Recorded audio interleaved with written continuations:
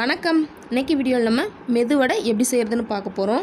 எப்போவுமே மெதுவடை செய்கிறதுக்கு உளுந்தை ஊற வச்சு அதை அரைச்சி ரொம்பவே சிரமமாக இருக்கும். உளுந்தே ஊற வைக்காமல் அரைக்காமல் ரொம்பவே ஈஸியாக உருளைக்கிழங்கு வச்சு செய்யக்கூடிய மெதுவடை எப்படி செய்கிறதுன்னு வாங்க வீடியோவில் பார்க்கலாம். அதுக்கு முன்னாடி நீங்கள் இப்போ தான் என்னோடய வீடியோஸை ஃபஸ்ட் டைம் பார்க்குறீங்கன்னா கீழே இருக்க ரெட் கலர் சப்ஸ்கிரைப் பட்டனை கிளிக் பண்ணி சப்ஸ்கிரைப் பண்ணிவிட்டு கூடவே பக்கத்தில் இருக்க பெல் சிம்பிளையும் கிளிக் பண்ணிடுங்க.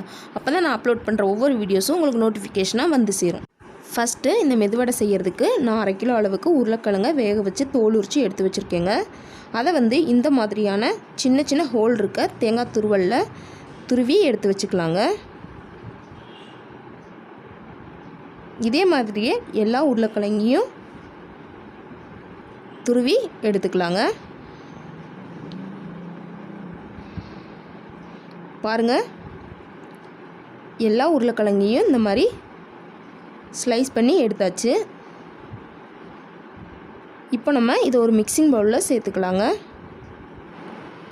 இந்த மாதிரி ஒரு மிக்சிங் பவுலில் சேர்த்துட்டு இதை ஒரு ஸ்பூன் வச்சு இந்த மாதிரி நல்லா அழுத்தி விட்டுருங்க.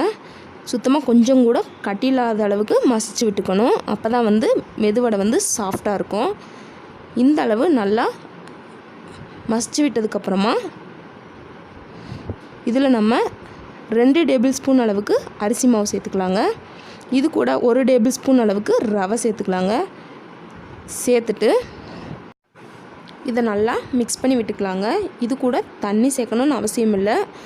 அதே மீறி உங்களுக்கு ரொம்ப திக்காக இருக்குன்னு நினச்சிங்கன்னா லைட்டாக தண்ணியை தெளித்து விட்டு மிக்ஸ் பண்ணிக்கோங்க. பாருங்கள், தண்ணியை சேர்க்காமல் மாவு எந்த அளவு லூஸாக வந்திருக்குன்னு.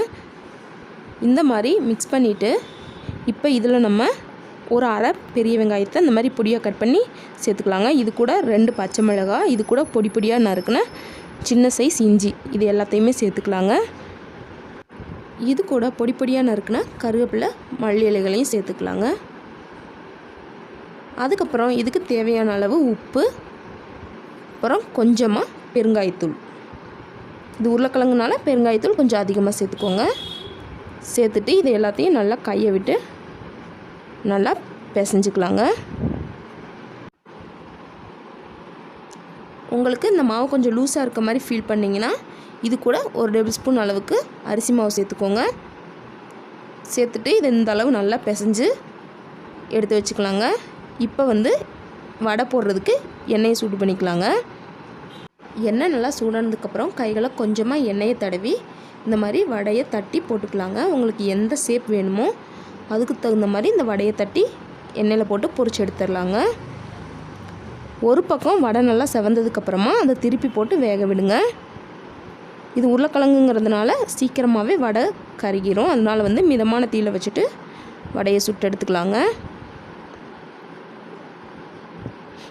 இதே மாதிரியே 2 பக்கமும் வடை நல்லா செவந்து வெந்ததுக்கப்புறமா இதை நம்ம வெளியே எடுத்துடலாங்க. இதே மாதிரியே எல்லா மாவையும் வடைகளாக சுட்டு எடுத்துக்கலாங்க. அவ்வளோதாங்க, பார்க்கவே ரொம்பவே அட்ராக்ஷனாக ரொம்பவே டேஸ்டியாக இருக்க உருளைக்கிழங்கு மெதுவடை ரெடி ஆயிடுச்சு. இதே மாதிரியான உருளைக்கிழங்கு மெதுவடையை உங்கள் வீட்லேயும் ட்ரை பண்ணி பார்த்துட்டு எப்படி வந்துச்சுன்னு கமெண்ட் பண்ணுங்கள்.